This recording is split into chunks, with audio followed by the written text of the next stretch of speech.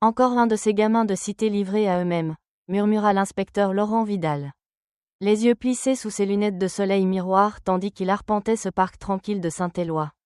Pour lui, le petit garçon, Kylian Dubois, en train de peindre une nichoire sous le platane, n'était qu'une nuisance, une cible facile pour affirmer son autorité.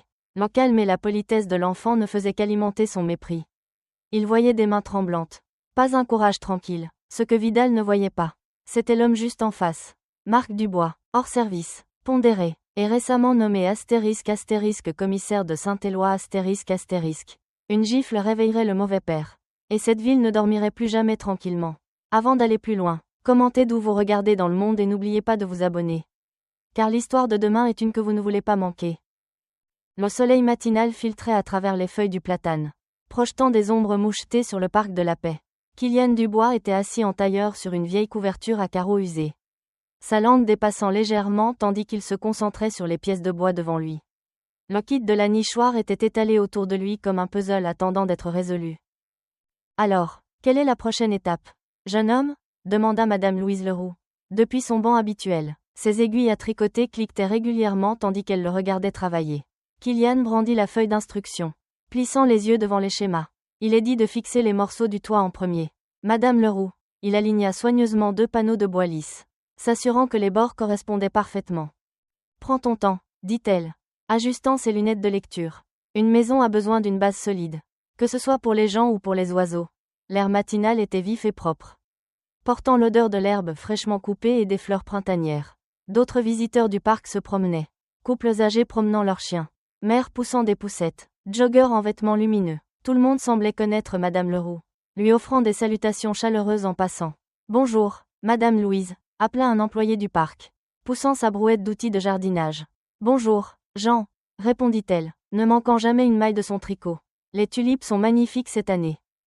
Kylian appliqua soigneusement de la colle à bois sur les joints de sa nichoire.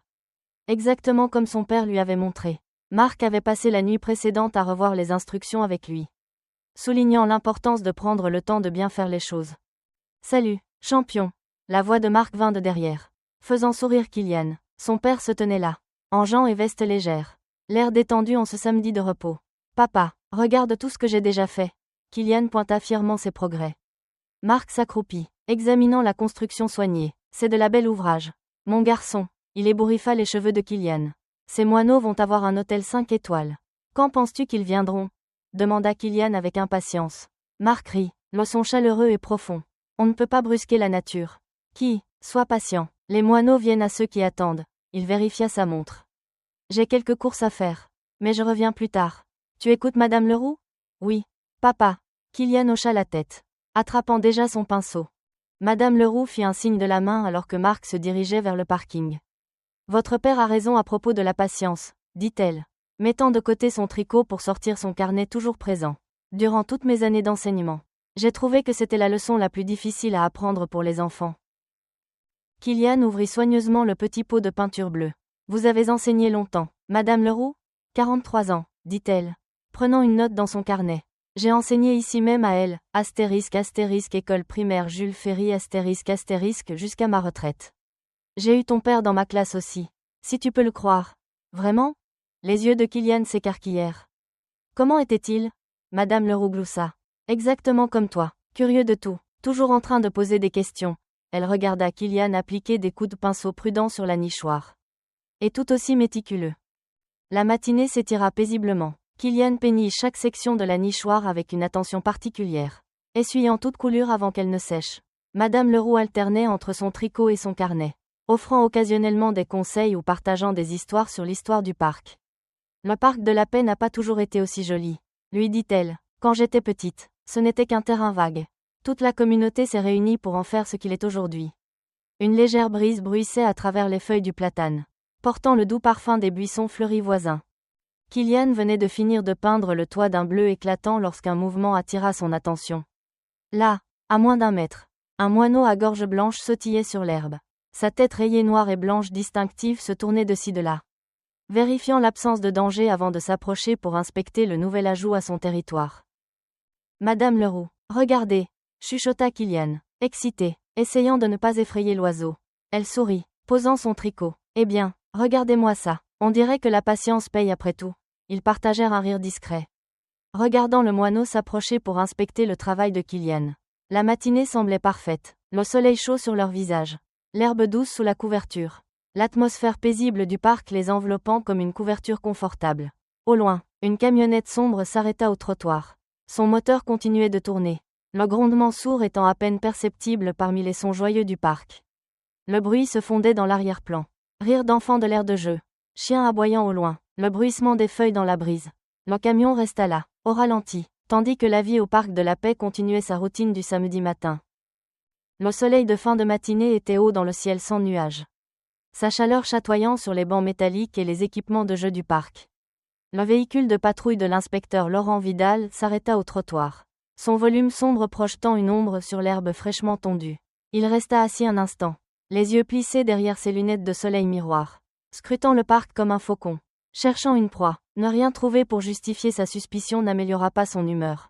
Il sortit, ajustant sa ceinture avec son équipement soigneusement disposé, et commença une marche lente vers l'aire de jeu. Ses bottes crissaient délibérément sur le chemin de gravier, annonçant sa présence à tout le monde aux alentours. Kylian ajoutait les touches finales à sa nichoire, essuyant soigneusement l'excès de peinture des bords lorsque l'ombre tomba sur son travail. Il leva les yeux pour trouver l'inspecteur Vidal planant au-dessus de lui. Les mains sur sa ceinture. Un sourire qui n'atteignait pas ses yeux fixés sur son visage. C'est toi qui suspends des choses à la propriété de la municipalité? La voix de Vidal dégoulinait de fausse politesse. Le genre que les adultes utilisaient quand ils avaient déjà décidé que vous étiez en difficulté. Non, monsieur, répondit Kylian avec prudence. Les leçons de son père sur le comportement respectueux se déclenchant automatiquement. Ce n'est pas cloué ou quoi que ce soit. Je vais juste l'attacher avec de la ficelle comme le disent les instructions. Vidal commença à tourner autour de l'espace de travail de Kylian, ses bottes écrasant le bord de la couverture à carreaux. Les instructions disent, imita-t-il, soulignant la légère erreur grammaticale de Kylian. Et où sont exactement tes parents? Ou as-tu juste décidé de venir vandaliser le parc tout seul? Madame Leroux posa son tricot, ses mains ridées se croisant soigneusement sur ses genoux. Inspecteur, il a 9 ans et a la permission d'être ici. Je l'ai surveillé toute la matinée. 9 ou 19, peu importe. Claqua Vidal. Sa façade de politesse se fissurant. Vous les gens, vous pensez toujours que vous pouvez faire ce que vous voulez. Les mots portèrent à travers le parc soudainement silencieux. Les joggeurs proches ralentirent leur allure, sentant la tension croissante. Kylian recula instinctivement d'un pas, ses épaules se haussant légèrement. Le mouvement sembla déclencher quelque chose chez Vidal, qui s'élança et attrapa le bras de Kylian. Ses doigts s'enfoncèrent dans la peau du garçon alors qu'il tordait, forçant Kylian à lui faire face. Tiens-toi tranquille quand un agent te parle, grogna Vidal. Montre-moi une pièce d'identité. Inspecteur, je vous ai dit qu'il a 9 ans. La voix de Madame Leroux s'éleva alors qu'elle se levait de son banc. Son carnet serré, vous lui faites mal. La main libre de Vidal se tendit, repoussant le bras tendu de Madame Leroux. Restez en dehors de ça, vieille dame curieuse, ce ne sont pas vos affaires. Les yeux de Kylian se remplirent de larmes, plus par peur que par douleur. S'il vous plaît, monsieur, vous me faites mal, chuchota-t-il, sa voix tremblante. Le son de la peur dans la voix de Kylian sembla enrager Vidal davantage. Son visage devint rouge, les veines se dressant sur son cou. Ne me réponds pas, cria-t-il. Et avant que quiconque ne puisse bouger, sa main traversa l'air. Le claquement de la gifle résonna à travers le parc de la Paix comme un coup de feu. Les oiseaux explosèrent des arbres voisins dans une panique d'ailes et d'appels alarmés. Kylian trébucha en arrière, perdant l'équilibre et heurtant le sol violemment. Sa main se porta à sa joue où une marque rouge de colère se formait déjà. Des halètements ondulèrent à travers la foule croissante de badauds. Les parents tiraient leurs enfants plus près. Des téléphones apparurent dans des mains levées. Et le visage de Madame Leroux se tordit de fureur. Monstre, cria-t-elle, son calme habituel brisé par la vue de la violence contre un enfant. Vidal se redressa, sa poitrine se gonflant alors qu'il respirait fortement. La sueur perlait sur son front malgré la fraîcheur matinale. « Apprends ta place », grogna-t-il, sa voix portant le poids d'années d'autorité non contrôlée. Sa botte se lança, attrapant le carnet de croquis de Kylian et l'envoyant glisser sur l'herbe. Des papiers volants s'envolant à sa suite. Un sourire cruel tordit ses lèvres alors qu'il regardait le garçon effrayé. « Maintenant, ramasse ça », ordonna-t-il, et dit, « Monsieur ». Kylian leva les yeux vers Vidal, sa main toujours pressée contre sa joue douloureuse. Quelque chose changea dans ses yeux. La peur cédant la place à quelque chose de plus fort. Quelque chose hérité de générations de personnes qui refusaient de plier. Sa voix était à peine un murmure, mais elle portait clairement dans le silence tendu. Non. Le mot unique resta suspendu dans l'air comme un défi. Le visage de Vidal s'assombrit de rage. Sa main se serrant sur sa ceinture.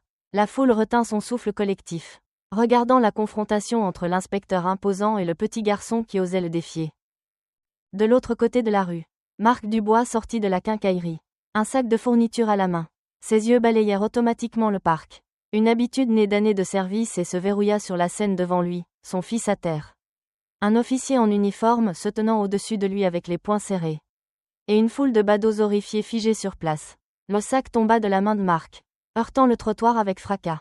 Sans hésitation, il se mit à courir vers le parc, ses pieds touchant à peine le sol alors qu'il se précipitait pour atteindre son fils. Les pieds de Marc frappèrent l'herbe alors qu'il chargeait à travers le parc de la Paix. Son cœur tenant dans sa poitrine. « Enlevez vos mains de lui », rugit-il, sa voix portant tout le poids de la fureur protectrice d'un père. L'inspecteur Vidal se retourna au cri, son corps se déplaçant automatiquement en position défensive. Sa main droite dériva vers son étui, les doigts tressaillants. Le soleil matinal brillait sur son insigne, un symbole d'autorité qui semblait maintenant tordu et faux.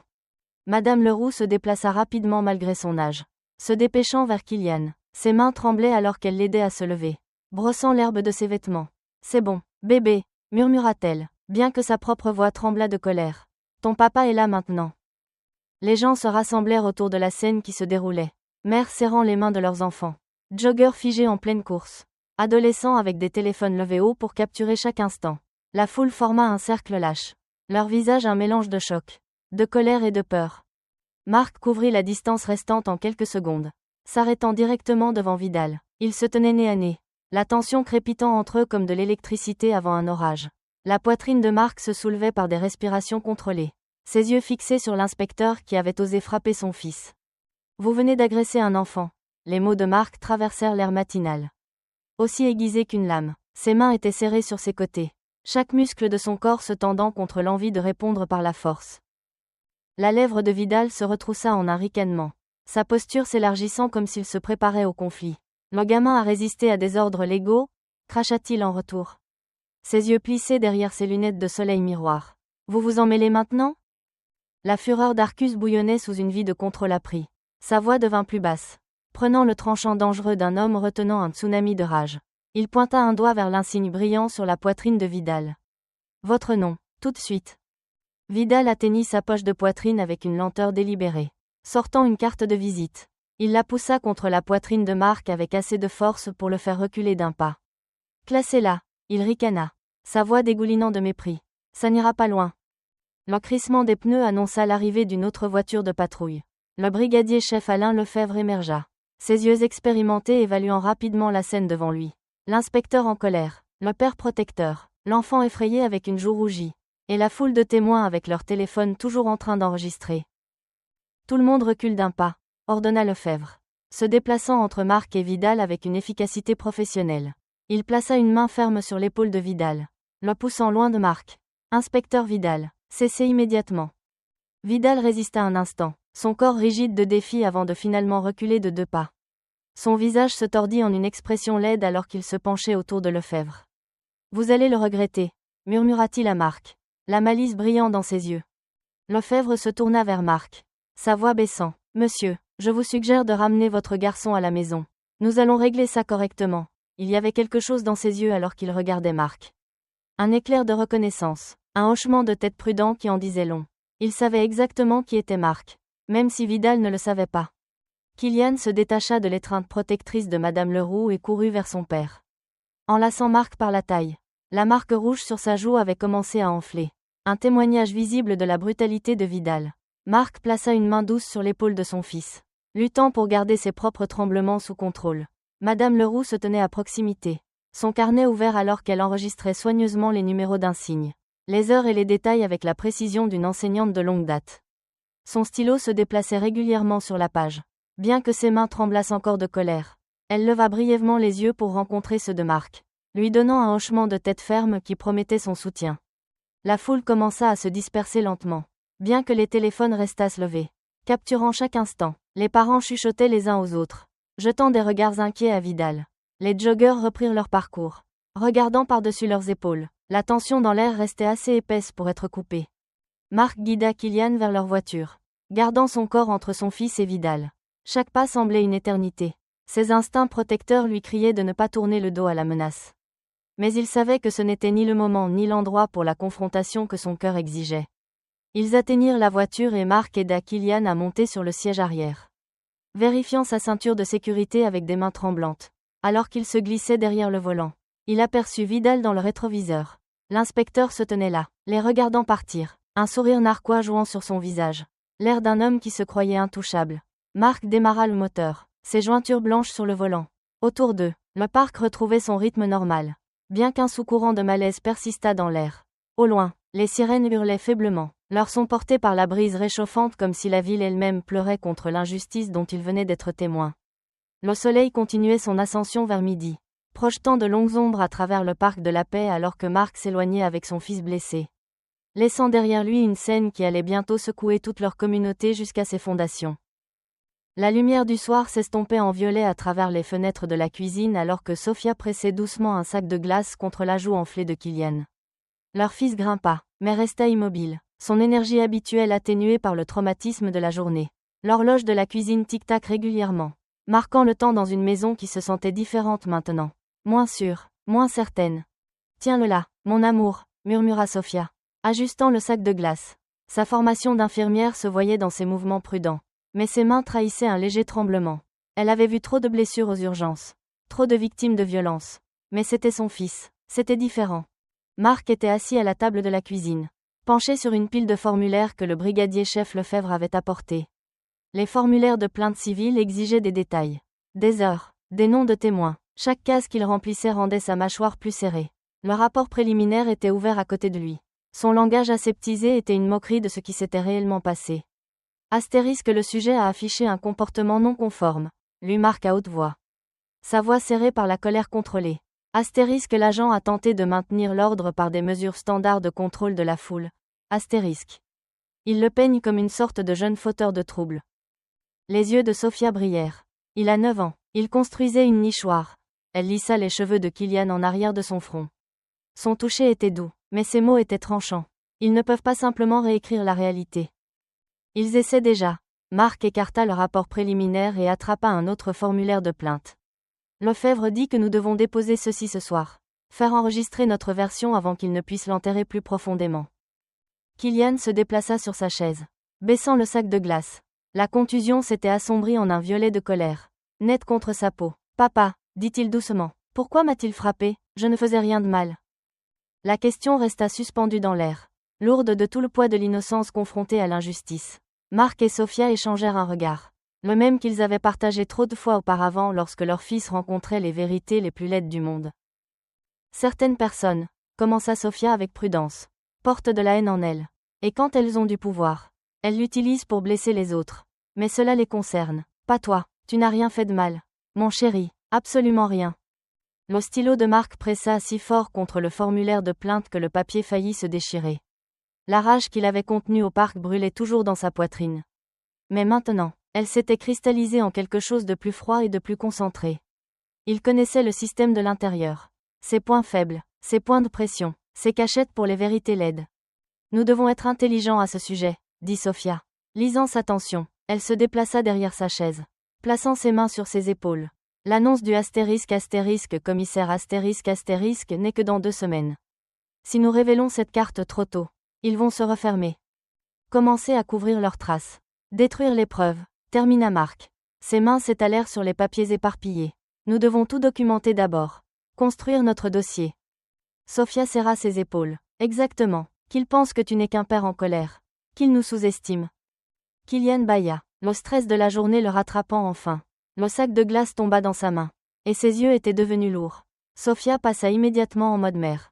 Sa voix s'adoucissant. L'heure d'aller au lit. Mon cœur, tu as été si courageux aujourd'hui. Elle l'aida à se lever, gardant un bras autour de ses épaules. Veux-tu que je te lise une histoire ?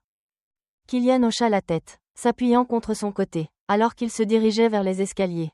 Il s'arrêta et regarda Marc. Papa, on ne va pas le laisser blesser d'autres enfants, n'est-ce pas ? Marc rencontra les yeux de son fils, voyant non seulement la contusion, mais la détermination en dessous. Non, mon fils, nous ne le ferons pas. Je te le promets. Après qu'il soit monté, Marc étala les papiers sur la table de la cuisine comme un général planifiant une campagne. Il commença un nouveau bloc-notes légal. Notant les heures, les emplacements, les numéros d'insigne, il écrivit les coordonnées de Madame Leroux et les noms des autres témoins du parc. Chaque détail était une pièce d'armure. Chaque fait une arme. Le son de Sophia lisant dériva d'en haut. Quelque chose sur des dragons et des chevaliers et la justice qui prévaut. Marc s'autorisa un petit sourire, se souvenant des moments plus simples où les histoires du soir pouvaient tout réparer. Mais cette histoire aurait besoin de plus que de chevaliers et de dragons. Elle aurait besoin de patience, de stratégie et d'un timing parfait. Il entendit les pas doux de Sophia dans les escaliers un peu plus tard. Elle revint à la cuisine, l'enlaçant par derrière. « Il dort enfin », chuchota-t-elle. Ça a pris 3 histoires et 2 verres d'eau. Mais il est éteint. Marc couvrit ses mains des siennes, tirant de la force de sa présence. « J'ai voulu déchiqueter cet inspecteur aujourd'hui, » avoua-t-il doucement, quand j'ai vu Kylian à terre. « Je sais. » La voix de Sophia contenait la même fureur contrôlée. « Mais c'est ce qu'ils veulent. N'importe quelle excuse pour nous peindre comme les agresseurs. Nous sommes plus intelligents que ça. » Un bruit faible attira leur attention vers la fenêtre. Le lent crissement des pneus sur le trottoir. Marc se déplaça vers le salon, restant en retrait du verre alors qu'il regardait dehors. Une voiture de patrouille passa lentement devant leur maison. Ses lumières éteintes, à peine visibles dans l'obscurité croissante. Le message n'aurait pas pu être plus clair. Ils étaient surveillés. Sophia le rejoignit à la fenêtre, sa main trouvant la sienne dans l'obscurité. Ils se tenaient ensemble, regardant la voiture de patrouille disparaître au coin de la rue. Son passage marquant le début d'une bataille qu'ils n'avaient jamais voulu mais qu'ils ne pouvaient éviter. Leur maison, autrefois un sanctuaire, se sentait maintenant comme la ligne de front d'une guerre dans laquelle ils avaient été enrôlés. Avec la sécurité de leur fils et la justice elle-même en jeu. Les lumières fluorescentes bourdonnaient dans le poste de police vide alors que Marc s'approchait du bureau du brigadier-chef Lefebvre. Après minuit, seule une équipe squelette restait, leur radio grésillant doucement dans l'obscurité. Marc portait une seule chemise en carton, ses pas mesurés et contrôlés malgré la colère qui brûlait toujours dans sa poitrine. Lefebvre leva les yeux de son ordinateur, son visage buriné montrant la reconnaissance. « Je me disais bien que vous viendriez, » dit-il doucement, faisant signe vers la chaise en face de lui. « Comment va votre garçon ?» Contusionné, effrayé, la mâchoire de Marc se serra, mais plus fort qu'il ne le pense. Lefebvre hocha lentement la tête, jetant un coup d'œil aux caméras de sécurité avant de se pencher en avant. « Écoutez, à propos du dossier de Vidal, » il tapota son clavier, fronçant les sourcils devant l'écran. « C'est compliqué. J'ai besoin de tout voir. Alain, chaque plainte, chaque avertissement. » Marc garda sa voix basse. Régulière. « Il y a un modèle ici. Je le sens. » C'est ça. Lefebvre se frotta les tempes. La plupart de ces dossiers, ils ne sont plus vraiment accessibles. Le service a ce nouveau programme. Le *** programme de relance et d'accompagnement professionnel, PRAP, ***. Les plaintes sont archivées après 90 jours si elles sont marquées comme incident de * force mineure ***. Les doigts de Marc s'enfoncèrent dans la chemise. Archivées ou effacées ? Les deux. Peut-être que le système est conçu comme ça. Les yeux de Lefebvre se dirigèrent vers le couloir. Écoutez, je suis ici depuis 20 ans. J'ai vu de bons et de mauvais flics. Vidal, il a de la protection. Très haut placé. Dans un bureau faiblement éclairé à travers la ville. L'inspecteur Laurent Vidal était assis en face de Monsieur Bernard Clichy, le président du syndicat de police. Le bureau de Clichy était massif. Bois sombre brillant sous une lampe de banquier verte. Les murs étaient couverts de plaques et de certificats. Un signe d'autorité. Ne vous inquiétez de rien, dit Clichy, son sourire huileux et confiant. Ce n'est pas la première fois que des cœurs sensibles essaient de semer le trouble. Nous savons comment gérer ça. Vidal se déplaça sur sa chaise. Le gamin était irrespectueux. Clichy leva une main. Gardez-le pour vous. Les rapports sont déjà déposés. * le sujet était non conforme. A montré un comportement agressif. Force minimale requise pour maintenir l'ordre. * il gloussa. Procédure standard. Qu'en est-il de la vieille dame ? Elle écrivait tout. Témoin peu fiable. Âgée. Émotive. Probablement confuse quant à ce qu'elle a vu. Clichy sortit un épais dossier. Nous allons enterrer cela sous tellement de paperasse qu'ils abandonneront avant d'atteindre le fond. Dimanche matin, la lumière du soleil filtrait à travers les vitraux de la première église baptiste. Madame Leroux était assise dans son banc habituel, son carnet serré contre sa robe à fleurs. Autour d'elle, la congrégation bourdonnait de conversations chuchotées. Je l'ai vu de mes propres yeux, dit-elle à Madame Moreau. Sa voix tremblante, mais déterminée, cet inspecteur a giflé ce gentil garçon pour rien de plus que construire une nichoire. Rien de plus que d'exister en étang, de couleurs dans ce parc. Les chuchotements se répandirent comme des ondulations dans un étang. Le diacre Dubois fronça les sourcils profondément. Sœur Marthe halta. Le jeune Théo, qui jouait au basket-ball avec Kylian, avait l'air effrayé. Et ils essaient de couvrir ça, continua Madame Leroux, ses doigts âgés traçant les notes soignées qu'elle avait prises. Mais j'ai été enseignante pendant 43 ans. Je sais comment documenter les choses correctement. Plus de membres de l'église se rassemblèrent. Leurs visages affichant choc, colère, inquiétude. Le pasteur Robert s'approcha lentement. Son expression grave. Madame Louise, dit-il doucement. Peut-être devrions-nous prier à ce sujet ? Je prie, pasteur, répondit-elle fermement. Je prie astérisque et j'agis astérisque. Le Seigneur attend de nous que nous fassions les deux. L'histoire se déplaça à travers la congrégation comme le vent à travers les feuilles. Les parents qui l'avaient vue partageaient des détails. D'autres se souvenaient d'incidents similaires. Des moments où Vidal avait été trop rude, trop rapide à escalader. La paix d'après-service habituelle de l'église fut remplacée par des discussions urgentes et des échanges de numéros de téléphone. De retour à la maison, Marc était assis à sa table de cuisine, entouré de papiers. Sophia lui apporta du café. Sa tenue d'infirmière de l'hôpital toujours sur elle après son quart de nuit. Des progrès ? demanda-t-elle, touchant son épaule. Quelques-uns. Marc fit un geste vers ses notes. 3 témoins du parc ont fait des déclarations. Le service du parc a confirmé qu'il n'y avait aucune règle contre les nichoirs temporaires. Mais le dossier de Vidal, il secoua la tête de frustration.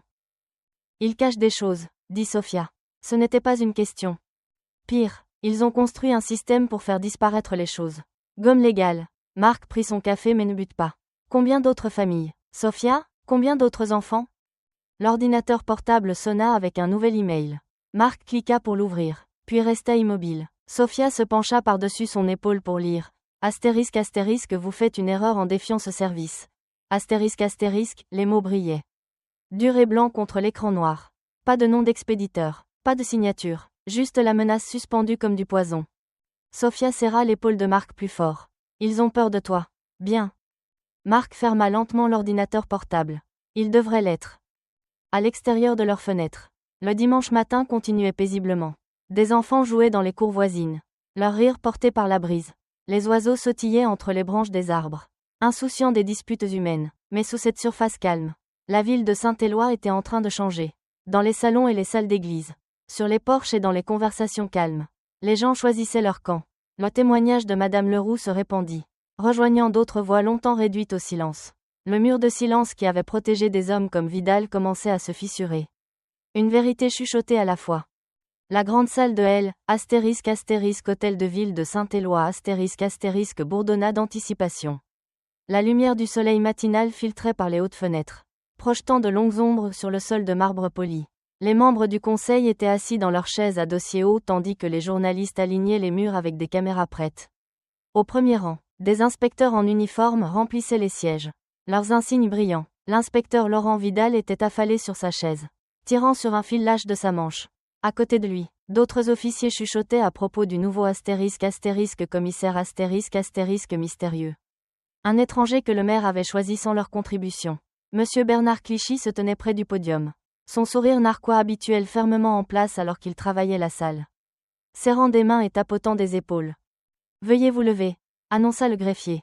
La salle se redressa attentivement. La mère Denise Chen s'approcha du podium. Son blazer rouge vif contre les boiseries. Aujourd'hui marque un nouveau chapitre pour l'application de la loi de Saint-Éloi, commença-t-elle. Notre ville mérite un leadership qui comprend à la fois l'autorité et la responsabilité. Quelqu'un qui connaît nos rues, nos défis et notre potentiel. Clichy acquiesça, prévoyant déjà comment gérer ce nouveau chef. Derrière lui, Vidal vérifia son téléphone, écoutant à peine. Veuillez accueillir, continua la mère Chen. Notre nouveau astérisque astérisque commissaire de police astérisque astérisque. Marc Dubois. Marc Dubois émergea de la porte latérale en uniforme de cérémonie complet. Les épaules droites, chaque pas précis, les halètements commencèrent comme une vague, ondulant à travers la foule alors que la reconnaissance se faisait jour. Le téléphone de Vidal tomba au sol. Son visage se relâcha, puis devint rouge foncé alors qu'il se souvenait du parc. De la gifle, de l'arrogance. À côté de lui, l'inspecteur Martinez chuchota. N'est-ce pas le gars de... Mesdames et messieurs, annonça la mère Chen. Le commissaire Marc Dubois. Le sourire soigneusement entretenu de Clichy se fissura. Il agrippa le dossier d'une chaise. Les jointures blanches, cela ne faisait pas partie du plan. Ce n'était pas gérable. Marc atteignit le podium, son expression calme, mais ses yeux intenses alors qu'il balayait la salle. La Bible attendait sur la surface en bois, le cuir usé attrapant la lumière. Il plaça sa main gauche dessus, leva sa droite et prononça le serment d'une voix claire et portante. Moi, Marc Dubois, jure solennellement de soutenir la Constitution de la République française et les lois et ordonnances de la ville de Saint-Éloi. J'exercerai fidèlement, honnêtement et impartialement les fonctions de commissaire de police au mieux de mes capacités. Que Dieu me soit en aide. La mère Chaîne rayonna. Félicitations, commissaire Dubois. Les applaudissements furent dispersés. Incertains, certains inspecteurs restèrent impassibles, d'autres applaudirent machinalement, les yeux se dirigeant vers Clichy pour des signaux. À l'arrière, Madame Leroux s'essuyait les yeux avec un mouchoir. Son sourire éclatant. Marc ajusta le microphone. Sa voix remplit la chambre. Stable et déterminée. Merci, Madame la mère Chaîne, au conseil, à mes collègues agents, et surtout aux citoyens de Saint-Éloi. Je me tiens devant vous aujourd'hui avec un objectif clair. Il fit une pause, laissant son regard rencontrer celui de Vidal juste un instant. Un service de police n'est aussi fort que la confiance qu'il construit avec sa communauté. Cette confiance doit être gagnée quotidiennement par des actions qui prouvent que nous servons tout le monde également. Par une responsabilité qui montre que personne n'est au-dessus de la loi. Clichy se déplaça, les mains jointes derrière son dos. Son esprit courait à travers les relations politiques, les faveurs dues, les points de pression à exploiter. À partir d'aujourd'hui, continua Marc, nous mettons en œuvre de nouvelles normes de transparence et de conduite. Les caméras corporelles, bodycams, seront obligatoires et correctement entretenues.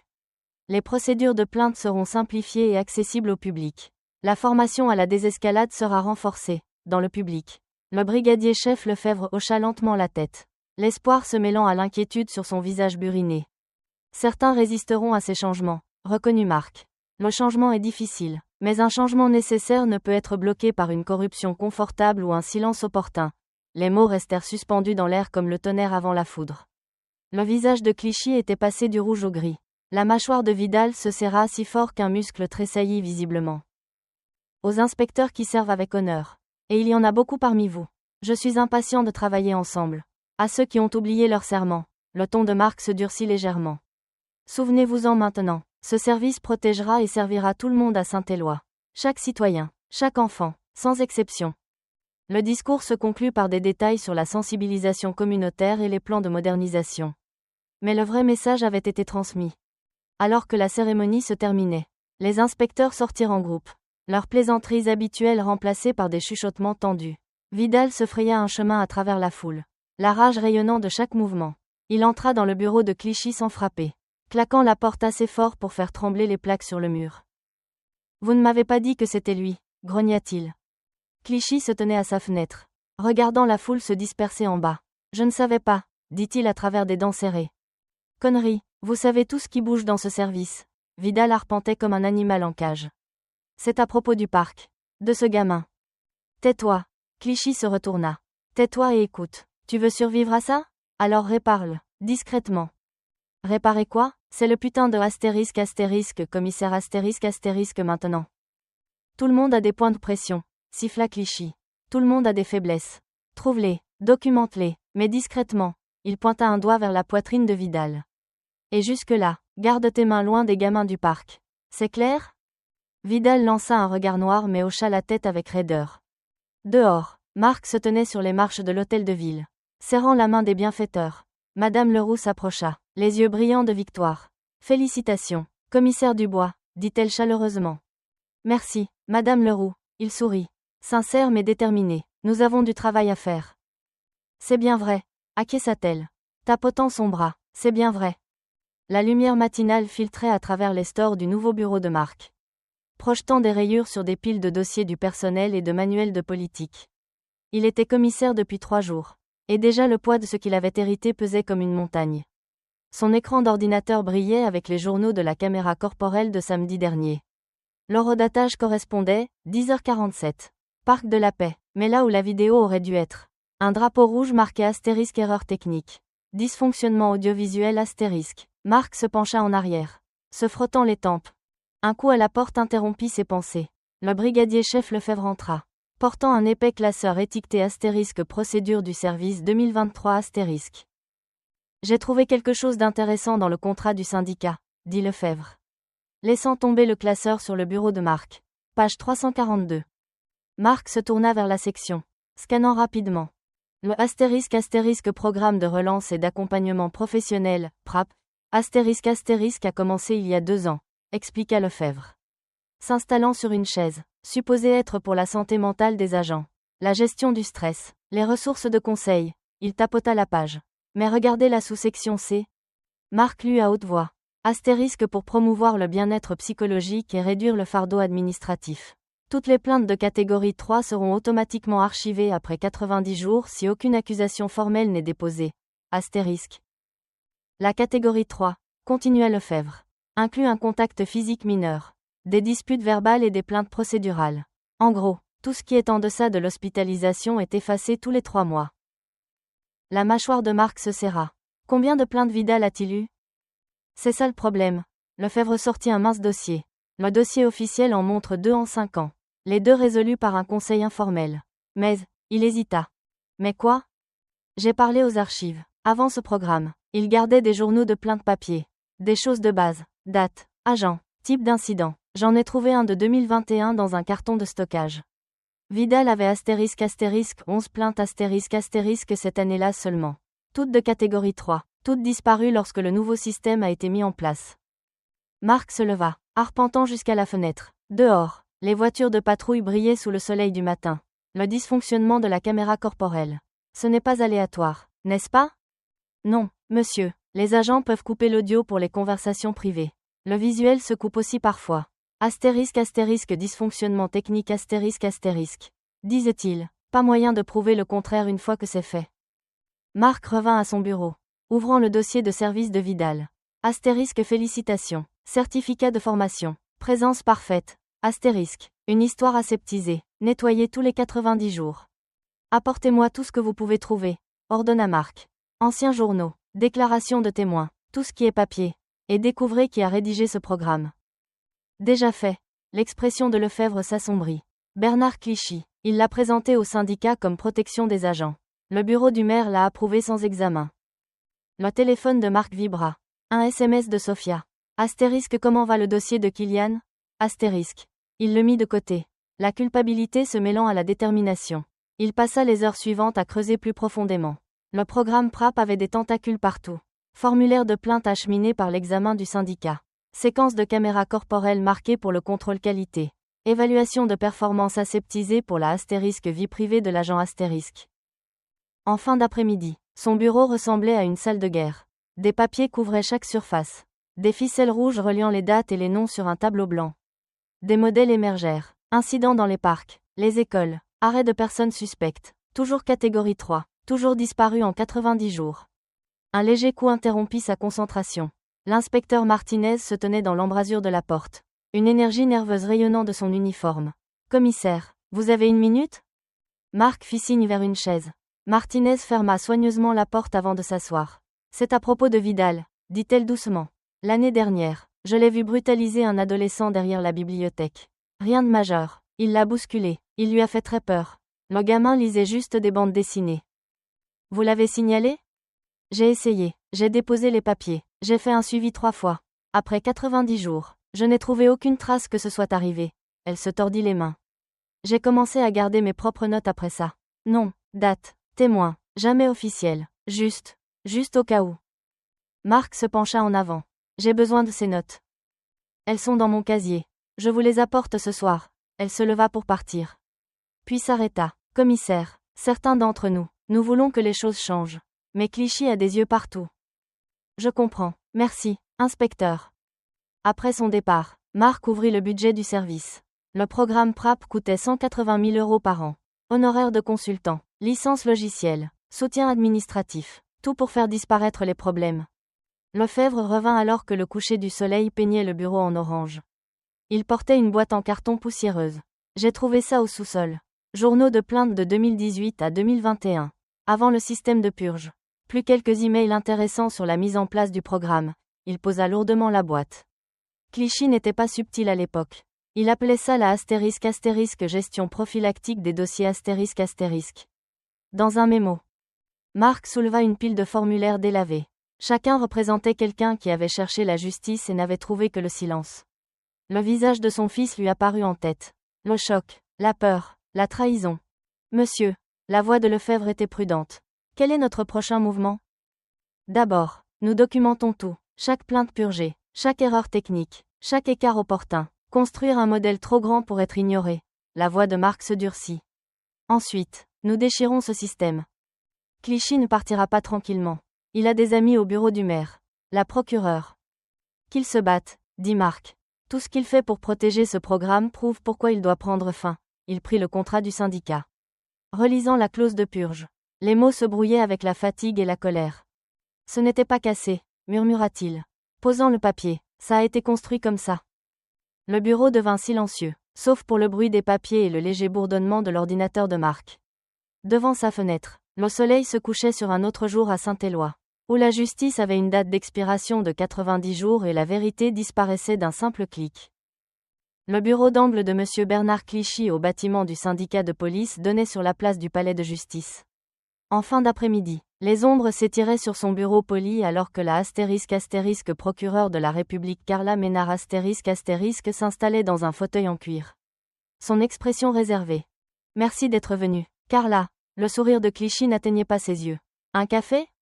Sautons les plaisanteries. Harold. Ménard lissa son blazer. « Qu'est-ce qui est si urgent ?» Clichy sortit un dossier de son tiroir de bureau. « Notre nouveau commissaire m'inquiète. Son implication personnelle dans cette affaire Vidal est problématique. » Vous voulez dire parce que l'inspecteur Vidal a giflé son fils? Le ton de Ménard était sec. La plupart des pères seraient personnellement impliqués. C'est exactement mon point. Clichy étala des photos sur le bureau. Marc se disputant avec Vidal au parc. Copie de la plainte civile. Capture d'écran de publication sur les réseaux sociaux. Il utilise sa position pour poursuivre une vendetta personnelle. Regardez ses demandes d'audit, ses séquences de caméras corporelles, ses historiques de plainte, ses dossiers du personnel. Il monte un dossier tout en se présentant comme un administrateur impartial. Ménard prit une des photos. Les déclarations des témoins sont convaincantes. Le récit de Madame Leroux est un témoignage émotionnel d'une retraitée avec un programme. Coupa Clichy. Ce que nous avons est un incident mineur qui a dégénéré parce qu'un enfant a refusé des ordres légaux. Maintenant, le père se trouve être ** commissaire ** et tout d'un coup. C'est une croisade. Un inspecteur de police a frappé un enfant de 9 ans. Harold. Après que cet enfant de 9 ans ait été surpris en train de dégrader la propriété du parc, Clichy fit glisser un rapport d'entretien. La nichoire violait les ordonnances de la ville. Confronté, le garçon est devenu agressif. Les sourcils de Ménard se levèrent. Ce n'est pas ainsi que les autres témoins l'ont décrit. Les témoins voient ce qui correspond à leur récit. Clichy se pencha en arrière. Croisant ses doigts. Mais savez-vous ce qui compte? Le précédent. Si nous laissons un chef de police personnellement compromis poursuivre des accusations contre un inspecteur pour un contrôle de foule standard. Quelle est la prochaine étape? Chaque arrestation devient de la brutalité. Chaque commandement devient du harcèlement. Vous suggérez que je refuse de porter plainte? Je suggère que vous reconnaissiez un conflit d'intérêts. La voix de Clichy s'adoucit. Vous vous souvenez du règlement Martinez en 2019? Avec quelle prudence nous avons géré la perception du public? Parfois, la paix exige de la discrétion. Ménard se raidit. L'affaire Martinez. Une autre plainte pour force excessive enterrée sous des accords soigneusement formulés. Elle avait aidé à rédiger ces accords. L'optique ici est gérable. Clichy tapota son écran d'ordinateur. Les réseaux sociaux changent déjà le récit. Regardez. Les commentaires en ligne défilaient. Astérisque le gamin du commissaire a vandalisé la propriété publique. Encore un gosse privilégié qui joue les victimes. Ces gens crient toujours au racisme. Il est temps de reprendre notre ville. Astérisque. L'estomac de Ménard se tordit. L'indignation fabriquée ne changera pas les faits. Les faits sont flexibles. Carla, vous le savez, le sourire de Clichy revint. Tout ce que je demande, c'est que vous considériez la situation dans son ensemble. Saint-Éloi n'a pas besoin d'un autre baril de poudre raciale. Refuser les charges protège tout le monde. Y compris vous. La menace resta tacite. Ménard se leva, rassemblant son sac à main. Je vais examiner les preuves attentivement avant de prendre toute décision. C'est tout ce que je demande. Clichy la raccompagna à la porte. Oh, et Carla, n'oubliez pas, la paix nous garde tous employés. De l'autre côté de la ville, les mains de Sophia Dubois tremblaient alors qu'elle faisait défiler son téléphone. Commentaires haineux après commentaires haineux remplissaient les sites d'information locaux et les groupes de quartier. Astérisque le petit voyou a eu ce qu'il méritait. Tel père, tel fils, jouant la carte raciale. Renvoyez-les d'où ils viennent. Il est temps de nettoyer nos parcs. Astérisque. Certains incluaient la photo de Kylian à l'école partagée sans permission. D'autres mentionnaient leur adresse. Sophia captura tout, sa colère grandissant à chaque glissement. Elle appela Mark au travail. Ils attaquent notre bébé en ligne. Le traitant de... Je ne peux même pas le répéter. Sauvegarde tout, dit Mark. Sa voix serrée. Je me dirige vers le bureau de la procureure maintenant. Sois prudent, avertit Sophia. Ils essaient de te provoquer pour te faire quelque chose de stupide. Je sais, soupira Mark. Comment va Kylian? Il est plus fort qu'ils ne le savent. Sophia regarda leur fils à travers la fenêtre de la cuisine. Penché sur son carnet de croquis dans le jardin. Mais il ne devrait pas avoir à être aussi fort. Pas à 9 ans. Mark trouva Carla Ménard dans son bureau en train de revoir des dossiers. Elle ne leva pas les yeux lorsqu'il entra. Commissaire Dubois, j'étais sur le point de vous appeler. Vraiment? Mark resta debout. Pour m'expliquer pourquoi vous envisagez de refuser de porter plainte? Maintenant, elle rencontra ses yeux. Qui vous a dit ça? Est-ce que ça a de l'importance? Ce qui compte, c'est que vous choisissiez la commodité politique plutôt que la justice. Encore une fois? Encore une fois? Son visage se crispa. Soyez prudent, commissaire. Comme vous l'avez été avec le règlement Martinez. Tous ces documents scellés, tous ces NDA opportuns. Mark plaça ses mains sur son bureau. Se penchant en avant. Combien de fois avez-vous aidé à enterrer l'inconduite policière? Carla? J'ai aidé à maintenir l'ordre, claqua-t-elle. Quelque chose que vous semblez déterminé à perturber. L'ordre? Mon fils a le visage contusionné et fait des cauchemars. Il y a des racistes qui le menacent en ligne. C'est l'ordre que vous protégez? Ménard se leva, adoptant sa posture. Je protège cette ville de l'incendie autour de nous. Vous êtes trop proche de cette affaire. Votre jugement est compromis. Mon jugement? Le rire de Mark était amer. Un flic a giflé un enfant en plein jour. Des témoins, des photos, des déclarations. Et vous vous inquiétez de mon jugement. Je m'inquiète de l'escalade, des émeutes, des dommages matériels, des scandales qui mettent fin à des carrières et qui n'aident personne. Vous voulez dire des scandales qui pourraient exposer vos décisions passées? Mark se redressa. Vous choisissez la sécurité plutôt que la justice. Ménard resta silencieuse un long moment. L'étudiant, finalement, elle se laissa tomber sur sa chaise. Je choisis ce qui empêche cette ville de brûler. Elle fit un geste vers la porte. Nous avons fini ici, commissaire. J'annoncerai ma décision demain. Mark se tourna pour partir. Puis s'arrêta. Savez-vous ce qui brûle les villes? Carla? Pas la justice. L'injustice. Souvenez-vous-en lorsque vous aiderez Clichy à enterrer d'autres corps. La porte se referma derrière lui avec un léger astérisque clic astérisque. Ménard fixa son reflet dans la fenêtre assombrie, se demandant quand le compromis était devenu de la lâcheté. Le soleil matinal baignait le parc de la Paix d'une lumière dorée alors que Madame Leroux arrangeait des chaises pliantes en un large cercle près du platane préféré de Kylian. Ses mains arthritiques bougeaient avec détermination. Chaque chaise placée juste comme il fallait. Derrière elle, une douzaine de personnes âgées de son groupe d'église accrochaient des nichoirs colorés dans les arbres. Une réprimande silencieuse à ceux qui avaient prétendu que Kylian avait vandalisé le parc. Un peu plus à gauche. Richard, appela-t-elle à un homme aux cheveux gris luttant avec une maison en bois verte. Nous voulons que les moineaux aient une bonne vue sur les événements d'aujourd'hui. Les gens commençaient à affluer dans le parc. Des mères avec des poussettes. Des joggeurs ralentissant leur allure. Des adolescents à vélo. Ils se rassemblaient en petits groupes. Les voix basses mais déterminées. Madame Leroux en remarqua plusieurs portant des pancartes. Astérisque protéger nos enfants. Astérisque. Et astérisque aucun insigne ne donne le droit de frapper les enfants. Astérisque. La conseillère municipale Dana Brooks marcha à travers l'herbe. Son blazer rouge vif contre le ciel matinal. Elle portait un petit microphone et un haut-parleur portable. Louise, appela-t-elle chaleureusement. Vous vous êtes surpassée. C'est exactement ce dont nous avions besoin. Pacifique. Organisé. Impossible à ignorer. Pacifique ne veut pas dire silencieux, répondit Madame Leroux. Ajustant ses lunettes. Ces vieux os ont vu trop d'injustice pour rester silencieux maintenant. Plus de personnes âgées arrivèrent, portant des thermos de café et des assiettes de biscuits. Ils installèrent une table de cartes avec des pétitions exigeant la responsabilité de la police. Madame Leroux les regarda travailler, son carnet ouvert sur ses genoux. Elle documentait tout depuis l'incident. Heure. Non. Déclaration. La vérité ne serait pas enterrée cette fois. La foule grandit régulièrement. Les groupes d'église arrivèrent dans leurs plus beaux vêtements du dimanche. De jeunes militants avec des caméras se mêlaient aux grands-mères en chapeau de soleil.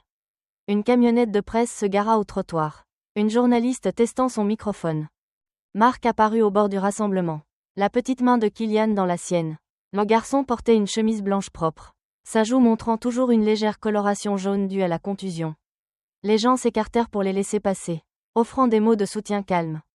Voilà mon brave artiste, dit Madame Leroux, tapotant la chaise à côté d'elle. Kylian s'assit, baissant la tête timidement face à l'attention. Marc se tenait derrière eux, balayant la foule grandissante avec des yeux prudents. La conseillère Brooks tapota le microphone. Bonjour, Saint-Éloi, commença-t-elle, sa voix portant à travers le parc. Nous sommes ici aujourd'hui parce que le silence permet l'injustice. Nous sommes ici parce que la sécurité d'un enfant compte plus qu'un insigne. Elle parla pendant 10 minutes de l'égalité. Du poison du pouvoir non contrôlé. Du courage de dire la vérité. La foule écouta attentivement, hochant la tête, appelant occasionnellement en signe d'accord. Et maintenant, dit Brooks, j'aimerais présenter quelqu'un qui nous rappelle de quoi il s'agit vraiment. Kylian. Le garçon leva les yeux vers son père. Marc serra doucement son épaule. C'est bon, mon fils, parle juste avec ton cœur. Kylian marcha lentement vers l'endroit où se tenait Brooks. Elle abaissa le microphone pour lui. Il fixa ses pieds pendant un long moment, puis leva son visage vers la foule. Je voulais juste aider les oiseaux, dit-il doucement. Mon père m'a appris que la gentillesse compte. C'est pourquoi je construisais la nichoire. Je n'essayais pas de causer des problèmes. Sa voix devint plus forte. Personne ne devrait frapper les enfants. Personne ne devrait nous faire peur d'aider les autres. Le silence qui s'ensuivit fut profond. Puis les applaudissements éclatèrent, se propageant à travers la foule comme des vagues. Madame Leroux essuya les larmes de ses joues. Plusieurs caméras de presse firent un zoom sur le visage de Kylian alors qu'il se dépêchait de retourner à son siège. Marc resta debout, son expression contrôlée, mais fière. Il avait choisi de ne pas parler, laissant les autres porter ce moment. Sa bataille serait menée dans les salles de conférence et les réunions de politique. Mais ce rassemblement de voix communautaires était tout aussi vital. La matinée continua avec plus d'orateurs. Les chefs d'église offrirent des prières pour la guérison. De jeunes militants partagèrent des statistiques sur l'inconduite policière. Les personnes âgées racontèrent des histoires de lutte passée pour la justice. Pendant tout ce temps, Madame Leroux continuait d'écrire dans son carnet, enregistrant chaque mot, chaque réaction. Les équipes de presse interviewèrent les gens sur les bords de la foule. L'histoire se propageait au-delà de Saint-Éloi. Maintenant, Brooks parlait avec des journalistes. Ses mots mesurés, mais énergiques. Il ne s'agit pas d'un seul incident. Il s'agit d'un abus de pouvoir systématique et du courage de s'y opposer.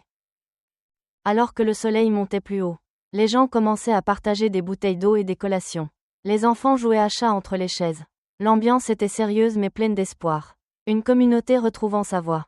Kylian sortit son carnet de croquis, dessinant la scène avec des coups de crayon prudents. Le cercle de chaises, les nichoirs suspendus, les visages divers de ses voisins. Madame Leroux regarda par-dessus son épaule. Tu captures ça parfaitement, dit-elle. L'art raconte la vérité à sa manière. Le rassemblement commença à se disperser à mesure que l'après-midi approchait. Les gens s'attardaient en petits groupes, échangeant des numéros de téléphone et des promesses de rester connectés. Marc aida à plier les chaises, parlant doucement avec Brooks des prochaines étapes. Plus tard dans la nuit, la maison du bois était calme. Kylian était assis à la fenêtre de sa chambre, regardant sa mère travailler à la lueur du projecteur du garage. Les mots durs peints à la bombe sur leur porte astérisque traître en bleu astérisque disparurent sous des coups réguliers de peinture fraîche. Sophia travaillait méthodiquement, sa blouse d'infirmière toujours sur elle après son quart de travail. Elle ne parlait pas, ne jurait pas, peignait juste avec une détermination tranquille. La peinture blanche couvrait la haine. Mais le message derrière elle persistait dans l'air comme du poison. De sa fenêtre, Kylian regardait sa mère travailler, son carnet de croquis ouvert sur ses genoux. Il dessina sa silhouette, petite contre la porte du garage, effaçant l'obscurité avec la lumière. Sa main bougeait rapidement, capturant le moment avant qu'il ne s'estompe. Une autre scène de vérité qui avait besoin d'être mémorisée. Marc était assis à son bureau tôt mardi matin, examinant les déclarations des témoins du Parc de la Paix. Son téléphone vibra, un SMS de Lefebvre. Astérisque bureau de la procureure maintenant. Astérisque. Le message portait une urgence qui lui serra l'estomac. Il conduisit en centre-ville à travers la circulation matinale, devant des cafés ouvrant leurs portes et des étudiants attendant les bus. Le bâtiment de la procureure se dressait devant lui, tout en verre et en acier atteignant le ciel pâle. Le bureau de Carla Ménard occupait le 3e étage.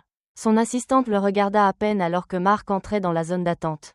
« Elle vous attend », dit-elle sèchement. À l'intérieur, Ménard se tenait près de sa fenêtre, les mains jointes derrière son dos. Elle se retourna alors que Marc entrait. Son visage un masque prudent de détachement professionnel. « Commissaire Dubois, veuillez vous asseoir. »« Je vais rester debout », répondit Marc, notant l'épais dossier sur son bureau étiqueté astérisque incident Vidal astérisque. Ménard soupira, s'installant dans sa chaise. « Je serai direct. Après un examen approfondi, mon bureau a déterminé qu'il n'y avait pas suffisamment de preuves pour engager des poursuites contre l'inspecteur Vidal. Marc sentit la chaleur monter dans son cou. Pas suffisamment de preuves? Il y avait des dizaines de témoins. La déclaration de Madame Leroux à elle seule. Les récits des témoins varient. Coupa Ménard. Et plus important encore, nous ne pouvons pas établir une intention claire de causer du tort. L'inspecteur Vidal maintient qu'il répondait à une résistance perçue . Il a giflé un garçon de 9 ans. La voix de Marc remplit la pièce. Mon fils construisait une nichoire. Il n'y a aucune justification. Votre implication personnelle complique les choses, dit Ménard doucement. Le fait que vous soyez à la fois le père de la victime et le supérieur de Vidal crée des conflits d'intérêts significatifs. Marc se pencha en avant, plaçant ses 2 paumes sur son bureau. Il ne s'agit pas de moi. Il s'agit d'un inspecteur de police abusant de son pouvoir contre un enfant. Vous avez des déclarations sous serment. Des preuves physiques. Nous avons des récits contradictoires d'une situation tendue, rétorqua Ménard. Le rapport du syndicat suggère que Kylian n'a pas coopéré. N'osez pas rejeter la faute sur mon fils. L'expression de Ménard se durcit. Commissaire Dubois, je comprends que vous soyez bouleversé. Mais ma décision est finale. Je vous suggère de vous concentrer sur les questions internes du service et de laisser tomber cela. Marc se redressa, étudiant son visage. Vous avez peur, dit-il doucement. Qu'est-ce qu'ils ont sur vous? Carla? Elle tressaillit, juste légèrement, mais suffisamment. C'est inapproprié et non professionnel. Nous avons fini ici. De retour au poste, Marc trouva Lefebvre qui l'attendait dans son bureau. Le visage du brigadier-chef était sombre. Vous avez entendu? Je sors juste du bureau de Ménard.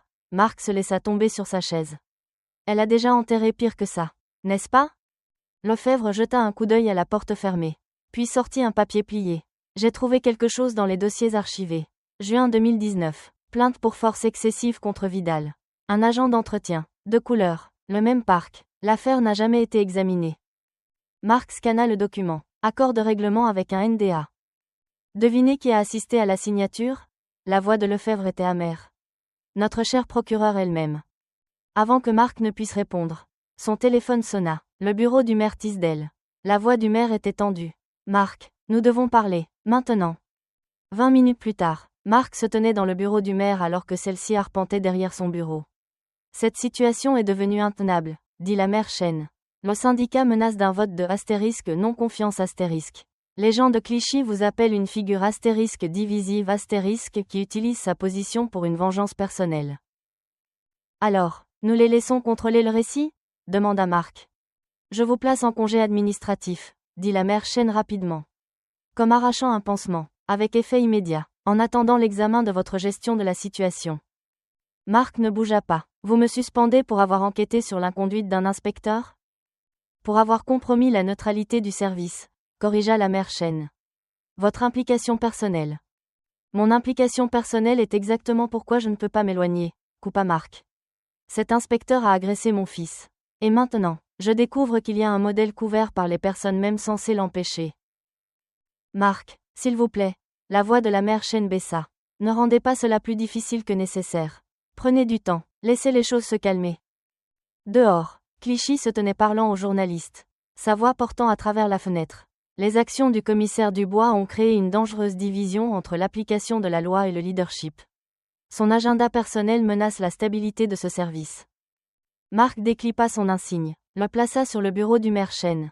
Le métal fit un bruit sourd contre le bois. Vous savez ce qu'il protège. Vous savez que ce n'est pas juste. Je vais prendre le congé, dit Marc, reculant. Mais comprenez quelque chose. Ils ne me poussent pas dehors parce que j'ai tort. Ils le font parce que je suis proche de la vérité. Il conduisit lentement à la maison. Le soleil du matin maintenant haut et dur. La voiture de Sophia était dans l'allée. Elle avait pris son jour de congé pour être avec Kylian. À l'intérieur, elle regarda son visage et sut. Ils t'ont suspendu. Elle dit que ce n'était pas une question. Marc hocha la tête, s'enfonçant sur leur canapé. Ménard ne poursuivra pas. Dit qu'il n'y a pas suffisamment de preuves d'intention. Il rit sans humour. Mais il y a plus. Vidal a un historique. Une autre agression en 2019. Le même parc. Ils l'ont enterré avec des règlements et des NDA. Sophia s'assit à côté de lui. Prit sa main. Ils te veulent dehors parce que tu es une menace. Ils me veulent dehors. Acquiesça Marc. Serrant ses doigts. Cela signifie que je suis proche. Dans sa chambre à l'étage. Kylian travaillait sur un nouveau dessin. Un insigne de police gisant dans l'herbe. Sa surface reflétant des nuages d'orage. L'art du garçon avait pris une tournure plus sombre depuis l'incident. Mais son honnêteté restait pure. La vérité vue à travers les yeux d'un enfant. N'ayant pas peur de montrer ce que les adultes essayaient de cacher. La table de la cuisine gémissait sous le poids des papiers éparpillés. Des dossiers et des ordinateurs portables. Marc avait transformé leur salle à manger en salle de guerre. Entourée d'alliés qui refusaient de laisser l'injustice prévaloir. Madame Leroux était assise le dos droit sur sa chaise. Son carnet méticuleux ouvert devant elle. Lefebvre était penché sur les journaux de répartition tandis que Sarah Chen, la responsable de la bibliothèque de la ville, analysait des données sur son ordinateur portable. Récapitulons ce que nous avons, dit Marc, étalant une carte du parc sur la table. Madame Leroux, votre chronologie d'abord. L'enseignante à la retraite ajusta ses lunettes de lecture. J'ai tout documenté minute par minute. Elle passa son doigt sur des rangées soignées d'écriture. 10h47. Le camion de l'inspecteur Vidal est arrivé. 10h52. Première confrontation avec Kylian. 10h55. Contact physique initié. Sa voix se serra. 10h56. L'agression. Vos notes sont incroyablement détaillées, dit Lefebvre. Les comparant à ses papiers. Correspond parfaitement à la répartition. Vidal a appelé son emplacement à 10h46. Est devenu silencieux à 10h54. Marc hocha la tête. Écart de 2 minutes avant la gifle. Que faisait-il avec sa radio éteinte? Le même modèle que je vois ici, dit Sarah, tapotant son écran. J'ai recoupé les oraux d'attache des caméras corporelles avec les rapports d'incident. Astérisque 11 rencontres distinctes sur 6 mois. Tout impliquant des résidents de couleur ou de banlieue Tout avec des erreurs techniques opportunes pendant les moments clés. 11. La voix de Sophia était nette. Elle se tenait au comptoir, préparant une autre cafetière. Ce n'est pas une coïncidence. Même pas proche, acquiesça Sarah. La probabilité statistique de dysfonctionnements aléatoires ciblant uniquement une démographie. Pratiquement zéro. Kylian apparut dans l'embrasure de la porte, serrant son carnet de croquis. Il était resté calme depuis l'incident, traitant à travers son art. Marc adoucit sa voix. « Hé, mon pote, tu veux leur montrer ce que tu as dessiné ?» Le garçon hocha la tête. S'approchant de la table, il ouvrit une esquisse détaillée du parc de la Paix, marquant les positions de tout le monde ce matin-là. Des X montraient où les gens se tenaient. Des flèches traçaient le mouvement. Même les arbres étaient placés avec précision. « C'est excellent, » dit Madame Leroux, serrant son épaule. « Tu as une merveilleuse mémoire des détails. » Regardez les lignes de vue, dit Lefebvre, étudiant le dessin. Les caméras du parc auraient tout capturé sous cet angle. Il pointa un poteau. À moins que quelqu'un ne les ait délibérément tournés. Marc étala les demandes d'assignation à comparaître. Nous avons besoin des dossiers de règlement de 2019. Des journaux d'entretien pour ces caméras. Chaque email entre Clichy et les administrateurs du programme PRAP. Le syndicat va se battre contre ça, avertit Lefebvre. Qu'ils se battent, répondit Marc. Se battre semble pire que se conformer.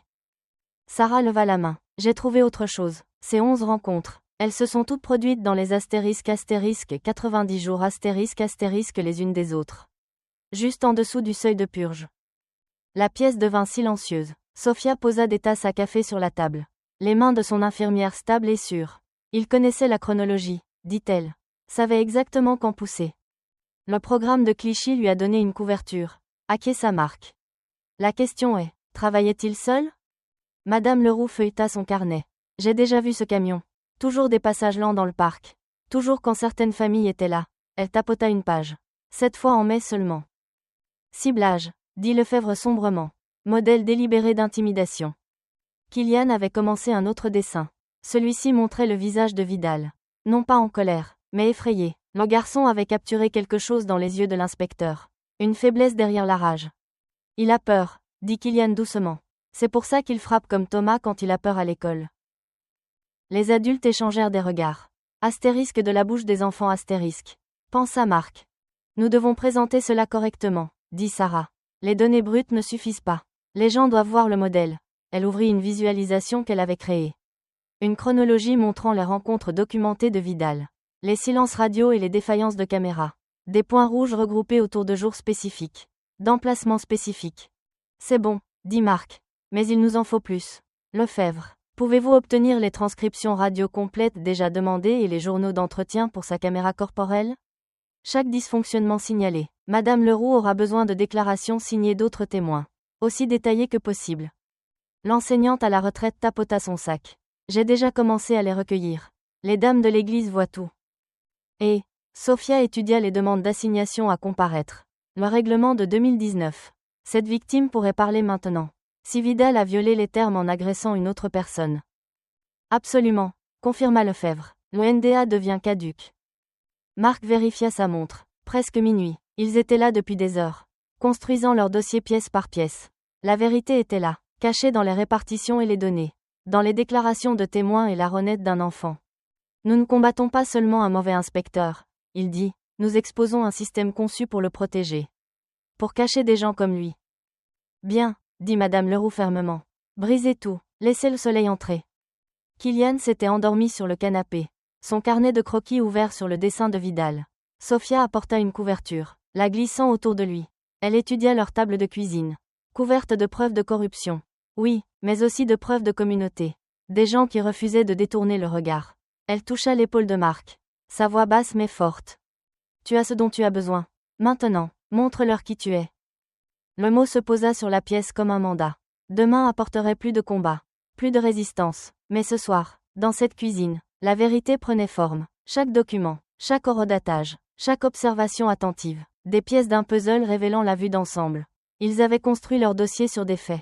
Pas sur la fureur, sur des modèles documentés, pas seulement sur la douleur brute. Et surtout, ils l'avaient construit ensemble. Agents et enseignantes, bibliothécaires et infirmières, témoins et lanceurs d'alerte. Même l'art inébranlable d'un jeune garçon racontait une partie de l'histoire.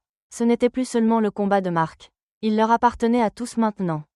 Le vieux gymnase du poste de police sentait la poussière et la sueur. Des chaises métalliques entassées entre les racks de poids et les machines d'exercice.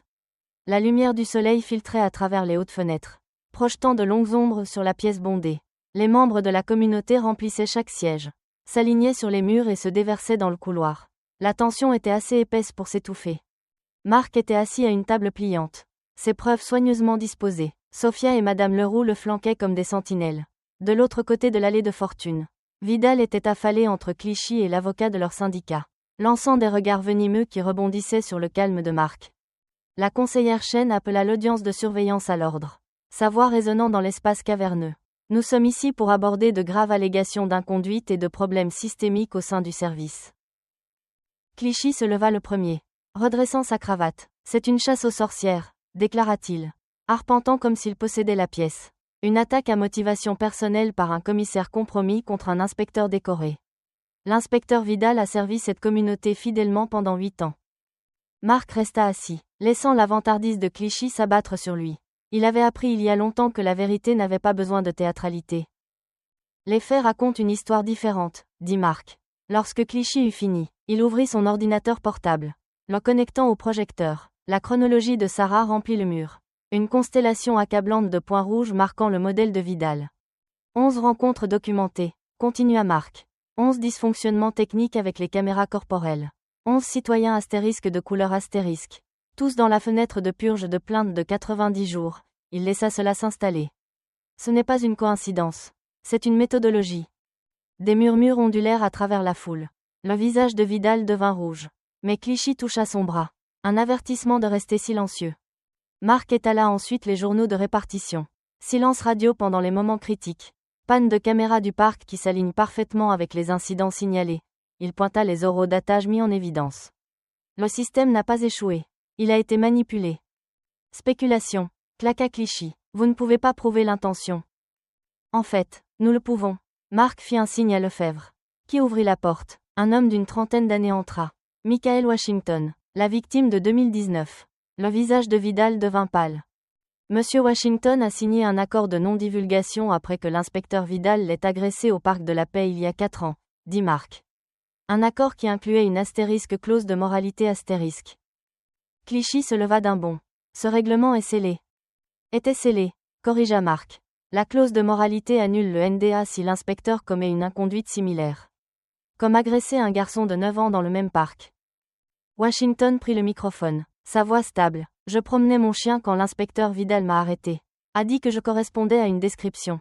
Quand j'ai demandé quelle description, il s'est fâché, m'a attrapé le bras, m'a jeté à terre, m'a traité de noms que je ne répéterai pas ici. La pièce était silencieuse. Washington continua. J'ai déposé une plainte. La minute d'après, On me faisait pression pour signer des papiers. Prendre l'argent. Me taire. M'éloigner. Ils ont dit que personne ne me croirait de toute façon. Vidal se leva, le visage tordu. Vous mentez. Clichy. Dites-leur qu'il ment. Mais Clichy était devenu immobile. Les yeux se dirigeant entre Washington et la sortie. Son bouclier soigneusement construit se fissurait. Les détails du règlement sont maintenant du domaine public, dit Mark, faisant glisser des copies au commissaire, ainsi que la preuve de la suppression systématique des plaintes par le programme PRAP. Un programme conçu spécifiquement pour protéger des inspecteurs comme Vidal tout en réduisant au silence des victimes comme M. Washington. Madame Leroux se leva, son carnet levé. J'ai été témoin des 2 incidents. Le modèle est identique. Provocation, escalade, violence, puis déni et dissimulation. La foule éclata en cris et questions. La conseillère Chen frappa son marteau pour l'ordre. À travers le chaos, Clichy se pencha près de Vidal, sifflant. Tiens ta bouche fermée. Vidal se secoua, les yeux sauvages. Vous m'avez utilisé, grogna-t-il assez fort pour que les microphones le captent. Vous m'avez piégé pour prendre la chute pendant que vous couvriez vos traces. Mark regarda le déroulement avec une satisfaction sombre. La vérité avait fait son travail, exposant non seulement la brutalité d'un inspecteur, mais tout un mécanisme de protection et de déni. Sous l'éclairage rude du gymnase, il n'y avait plus nulle part où se cacher. Les dessins de Killian furent projetés ensuite. Des représentations précises et inébranlables des 2 incidents. L'art du garçon capturait ce que les rapports ne pouvaient pas, la peur. Le déséquilibre des pouvoirs, la cruauté calculée. Plusieurs commissaires s'essuyèrent les yeux. Il ne s'agit pas d'une gifle, dit Mark dans le silence tendu. Il s'agit d'un système qui a permis et protégé un modèle d'abus.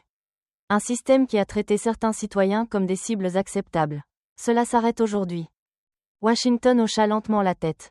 C'est pourquoi je suis revenu. Pas pour la vengeance, pour le changement. Les commissaires se rassemblèrent, chuchotant de toute urgence. Le visage de Clichy était devenu livide. Son empire du silence s'effondrant. Vidal était assis rigide, abandonné par ses protecteurs, faisant enfin face à des conséquences qui ne pouvaient pas être enterrées dans la paperasse. Les membres de la communauté se pressèrent, partageant leurs propres histoires de rencontres avec Vidal. Chaque récit renforçait le modèle, le ciblage sélectif, les défaillances techniques opportunes, la pression pour rester silencieux.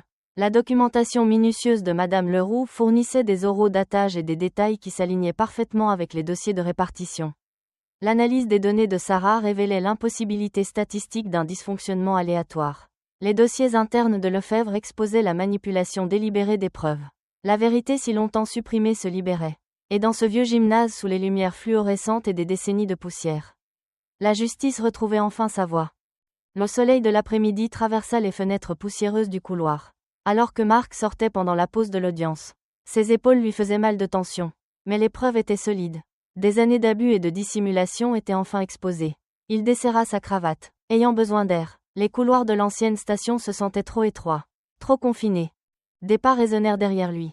Des pas lourds et en colère qu'il reconnut instantanément. Tu penses que tu as gagné ? La voix de Vidal dégoulinait de venin. Tu penses que tu peux juste te pavaner ici et tout détruire ? Mark se tourna lentement, maintenant la distance professionnelle qui était devenue une seconde nature. Inspecteur Vidal, ce n'est pas personnel, les preuves parlent d'elles-mêmes. Pas personnel ? Le rire de Vidal était laid. Tu as utilisé ton propre gamin pour me piéger. Tu lui as probablement dit de causer des problèmes. N'est-ce pas ? La mâchoire de Mark se serra. Mon fils construisait une nichoir. Vous avez choisi de l'agresser. C'est ce que vous les gens faites toujours. Jouer la victime. Vidal s'approcha. Le visage rouge. 8 ans dans la police. 8 ans à maintenir l'ordre dans cette ville. Puis tu te présentes avec ton recrutement astérisque diversité astérisque et tes astérisques réforme astérisque. Reculez, avertit Mark, notant les poings serrés de Vidal. D'autres inspecteurs et participants à l'audience commençaient à s'engouffrer dans le couloir. Attirés par les voix montantes. Ou quoi ? Les yeux de Vidal étaient sauvages maintenant. Tu vas me suspendre encore. Déposer plus de plaintes ? Je possédais ces rues avant que tu n'arrives avec ton diplôme fantaisiste et tes solutions pacifiques. Mark resta calme, les mains visibles sur ses côtés. Il ne s'agit pas de propriété. Il s'agit de justice. Justice ? Vidal cracha le mot. Je vais te montrer la justice. Sa main se dirigea vers sa ceinture. Non pas pour son arme, mais pour sa caméra corporelle. Laisse-moi éteindre ça d'abord, comme toujours. Laissez-la allumer, dit Mark. Laissez tout le monde entendre exactement qui vous êtes. Quelque chose claqua dans l'expression de Vidal. Qui je suis ? Sa voix s'éleva en un cri. Je suis celui qui garde des astérisques caïds en uniforme astérisque comme toi à leur place. Le juron racial résonna dans le couloir. Des halètements de la foule croissante. Mais avant que quiconque ne puisse réagir, Vidal se lança en avant, frappant sauvagement au visage de Marc. La formation de Marc se déclencha automatiquement. Il entra dans le coup de poing, le déviant avec son avant-bras tout en pivotant pour piéger le bras tendu de Vidal. Le mouvement fut fluide, contrôlé, le produit d'innombrables heures à l'académie. Arrêtez, avertit Marc, maintenant la position sans appliquer de pression. Mais Vidal était au-delà des avertissements. Il se débattit et jura. Chaque mot plus ignoble que le précédent. Son visage se tordit de décennies de haine à peine cachée. Fils de... Un autre coup. Un autre blocage prudent. Marc aurait pu y mettre fin rapidement. Aurait pu utiliser n'importe quel nombre de prises pour mettre Vidal à terre. Au lieu de cela, il maintint le contrôle défensif, laissant la rage de Vidal s'exposer pleinement. Tu ne peux pas riposter, n'est-ce pas? Railla Vidal. Luttant, trop peur de ressembler au astérisque noir en colère astérisque. C'est tout ce que tu es sous ce costume. La foule se pressait contre les murs, les téléphones enregistrant tout. La main de Madame Leroux couvrit sa bouche sous le choc. Sophia regarda avec une fierté féroce alors que son mari restait professionnel malgré l'assaut. Soudain, la voix de Vidal résonna à travers les haut-parleurs du gymnase. Son micro corporel était allumé, alimentant directement le système audio de la salle d'audience. Chaque juron, chaque menace, chaque révélation de préjugés amplifiée pour que tout l'entende. J'aurais dû frapper ce gamin plus fort, lui apprendre le respect. Les mots tonnèrent à travers le bâtiment. De l'intérieur du gymnase vinrent des bruits d'indignation et de consternation. Vidal ne semblait pas remarquer ou s'en soucier. Perdu dans sa crise. 8 ans, cria-t-il. 8 ans à les garder à leur place. Clichy m'a promis du soutien. Promis que les plaintes disparaîtraient. Lefebvre se fraya un chemin à travers la foule. Les menottes prêtes, ça suffit. Les yeux de Vidal s'écarquillèrent alors qu'il enregistra enfin la lumière rouge de son micro. Le combat s'épuisa instantanément, remplacé par une horreur naissante. Inspecteur Laurent Vidal. La voix de Lefebvre était toujours forte. Vous êtes en état d'arrestation pour agression sur un officier de police. Menace et violation de la politique du service. Marc recula, redressant sa cravate alors que Lefebvre sécurisait les menottes. Le couloir était devenu silencieux. Même Vidal se tut, le poids total de ses actions s'écrasant. Les téléphones s'abaissèrent lentement. La foule s'écarta alors que Lefebvre emmenait Vidal. À travers les portes ouvertes, Marc pouvait voir la salle d'audience. Les commissaires figés sur leur siège. Clichy affalé dans la défaite. Des centaines de témoins d'une vérité qui ne pouvait plus être niée. Madame Leroux toucha le bras de Marc. Vous allez bien, commissaire? Il hocha la tête, vérifiant son costume pour les dommages. Juste un autre jour à chercher la justice. Madame Leroux. Le silence tint bon avec le poids de ce dont ils avaient été témoins. Des décennies de racisme et d'abus systémiques venaient d'être mis à nu en 2 minutes de rage non filtrée. Pas de rapport pour l'aseptiser. Pas de syndicat pour l'enterrer. Juste la vérité brute diffusée en direct à toute l'audience. Sophia apparut à ses côtés, l'inspectant à la recherche de blessures. Ce n'est pas exactement comme ça que nous avions prévu d'exposer la corruption, dit-elle doucement. Parfois, la justice trouve son propre chemin, répondit Marc, regardant Vidal disparaître au coin. Les cris de l'inspecteur résonnaient toujours des haut-parleurs. Un témoignage qu'il serait impossible d'effacer. La foule commença à se disperser, murmurant sous le choc, mais il bougeait différemment maintenant. Avec un but, avec clarté. Ce qui avait été une suspicion était maintenant une certitude. Ce qui avait été des chuchotements était maintenant enregistré. Marc redressa ses épaules, prêt à retourner à l'audience. Il restait du travail à faire. Des politiques à changer, un service à reconstruire. Mais la fondation de mensonges s'était fissurée largement. Et la vérité s'y engouffrait. 2 semaines après l'audience, l'automne peignit le parc de la Paix en or et cramoisi. L'air matinal portait un bord vif alors que Marc était assis dans son bureau restauré, lisant l'annonce formelle du procureur général de la République. Les accusations contre Vidal étaient complètes. Agression sur un mineur. Falsification de preuves. Violation des droits civiques. Chaque chef d'accusation étayé par des déclarations de témoins. Des enregistrements audio et le modèle accablant d'erreurs techniques dans l'utilisation de sa caméra corporelle. Le bureau du procureur général avait également découvert une piste d'incidents similaires s'étendant sur 3 départements. Marc posa le papier et jeta un coup d'œil à la photo sur son bureau. Kylian, souriant à sa foire scientifique. Prise juste quelques jours avant l'incident. La contusion s'était estompée, mais certaines marques allaient plus loin. Pourtant, la résilience de son fils l'étonnait. La nuit dernière, Kylian avait demandé à aider à la cérémonie de réouverture du parc. Un coup interrompit ses pensées. Le brigadier-chef Lefebvre entra. tenant une tablette. Commissaire, vous voudrez voir ça. L'écran montrait le discours de démission de la procureure Ménard. Elle se tenait à un podium. Sa confiance habituelle remplacée par une tension visible. Après une réflexion approfondie et les conclusions préliminaires du Conseil d'éthique, je me retire avec effet immédiat. Mon échec à traiter les incidents antérieurs et les tentatives subséquentes de minimiser les événements récents représentent une rupture de la confiance du public. Ça fait 3 en moins, dit Lefebvre, se référant à la chute spectaculaire de Clichy la semaine dernière. La diatribe du président du syndicat sur un micro ouvert à propos de * ces gens qui prennent le dessus * avait fuité en ligne. Forçant sa démission immédiate, l'enregistrement l'avait capturé en train d'instruire les inspecteurs de perdre les formulaires de plainte de certains quartiers. Le changement vient par vagues, répondit Marc, se levant pour mettre sa veste. En parlant de ça, comment se passe la nouvelle formation? Les inspecteurs s'adaptent au protocole d'intégrité des caméras corporelles. Plus d'auto-coupure, piste d'audit complète. L'ordre de préservation des plaintes signifie que tout est correctement enregistré maintenant. Et cette réforme de l'obligation d'intervenir que vous avez fait passer, on voit déjà des résultats. Les jeunes inspecteurs se sentent plus habilités à parler. Marc hocha la tête, vérifiant sa montre. L'heure de la réouverture. Vous venez? Le parc de la Paix bourdonna d'activité. Des bénévoles installèrent des chaises tandis que les employés du parc installaient de nouveaux panneaux décrivant les règles de la communauté écrites avec la contribution des résidents de tous horizons. Des enfants se précipitaient entre les arbres décorés de lanternes en papier pour la célébration du soir. Près du chemin central, Kylian et Madame Leroux supervisaient un groupe installant des nichoirs. Chacun avait été peint par des étudiants locaux, créant un arc-en-ciel de motifs. Kylian prenait son rôle au sérieux. Un presse-papier à la main, vérifiant chaque support de montage. Un peu plus haut sur celui-là, cria-t-il à un travailleur. Les moineaux aiment plus de hauteur. Madame Leroux rayonnait de fierté. Son témoignage avait été crucial lors de l'audience. Ses notes méticuleuses fournissant une chronologie qui ne pouvait pas être contestée. Maintenant, elle était assise à son endroit habituel, mais avec un nouveau but. Enseignant aux enfants les oiseaux et la justice à parts égales. Du coin de l'œil, Marc aperçut une silhouette familière dans un gilet orange, ramassant des ordures sous la surveillance d'un superviseur. La décertification de Vidal avait été rapide après l'audience. Maintenant, il effectuait son service communautaire dans le même parc où tout avait changé. Son visage était plus mince, les épaules affaissées, toute trace d'arrogance disparue. Kylian le remarqua aussi, mais ne montra aucune peur. Au lieu de cela, il s'approcha et tendit à Vidal une nichoir. Une qu'il avait peinte lui-même avec des coups de pinceau prudents. Celle-ci va près du chêne, dit-il simplement, puis retourna à son presse-papier. Le moment resta suspendu, lourd de sens. Vidal regarda la nichoir, puis la porta lentement jusqu'à l'arbre désigné.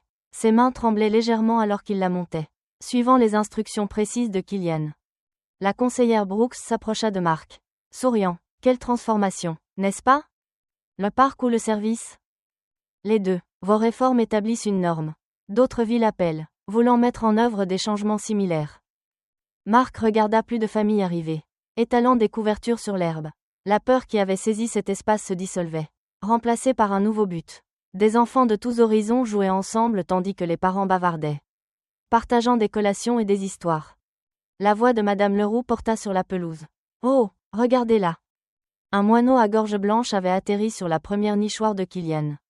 Celle qui avait tout déclenché. Il pencha la tête, inspectant l'entrée, puis sauta à l'intérieur. Le visage de Kylian s'illumina de joie pure. La justice chante aussi. Mon cœur, dit doucement Madame Leroux, tapotant sa main. Parfois, nous devons juste être assez patients pour l'entendre. Les notes claires de l'oiseau remplirent l'air, rejoignant les sons de rire et de conversation. Marc sentit le dernier nœud de tension dans sa poitrine se relâcher enfin. Le parc guérissait, son service changeait, plus important encore, son fils se tenait droit. Sans peur, plus de moineaux arrivèrent, vérifiant les nouvelles maisons. Chacun représentait une petite victoire. Preuve que les espaces sûrs pouvaient être reconstruits, que les torts pouvaient être réparés. La communauté s'était réunie non seulement pour exiger la justice, mais pour la maintenir. Le soleil de fin d'après-midi attrapa les feuilles d'automne, les enflammant de couleurs. Les parents appelèrent les enfants pour la cérémonie. Madame Leroux rassembla son tricot. Kylian fit une dernière vérification de son presse-papier avant de rejoindre son père. Le chant du moineau à gorge blanche continua, flottant au-dessus du parc comme une bénédiction. Sa mélodie portait des notes de renouveau, de deuxième chance, de paix durement gagnée. Au parc de la paix, la justice avait trouvé sa voie, non pas dans les cris ou les sirènes, mais dans le simple son des oiseaux qui rentraient au bercail. Marc passa un bras autour des épaules de Kylian alors qu'il marchait vers la foule rassemblée. Le parc était à nouveau libre. Ses chemins ouverts à tous. Ses espaces sûrs pour que les rêves prennent leur envol. J'espère que vous avez apprécié cette histoire. Veuillez la partager avec vos amis et vous abonner pour ne pas manquer la prochaine. En attendant, j'ai sélectionné 2 histoires pour vous que je pense que vous aimerez. Passez une excellente journée.